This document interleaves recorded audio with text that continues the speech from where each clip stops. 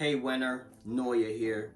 And if you just so happen to be a sneakerhead like myself, let me wish you a happy gray day.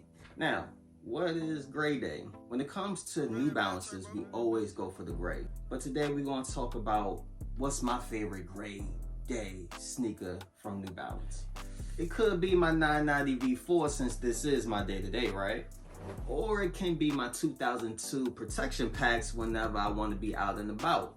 But ultimately, it started with one model in particular that started it all for me. I mean, look at this right here. Shouts out to JD Sports for getting me right. This brings back so many memories. First off, let's get into this box design right here. I'm big on details. It's the little things that make the most impact. Put in a certain level of intellect into the shoe behind the scenes so you can see it on the front end. So let's check it out.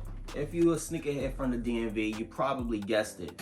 We all start off with the 574 because I was 5 years old when I first received these shoes. And I had to keep them clean even though I was in kindergarten. I was taught to have a toothbrush and that soap and scrub, or at least a rag, to make sure you get these sides together.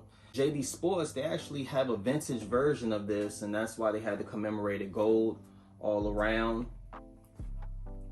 And then if you notice, there's no N. There's no N.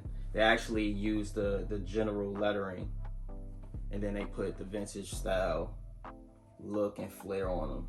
Hey, thank you JD Sports for lacing me with these 574s, classic throwback edition. I will definitely be wearing these over the weekend. And comment below, tell me which grays do you wear? What are your favorite models?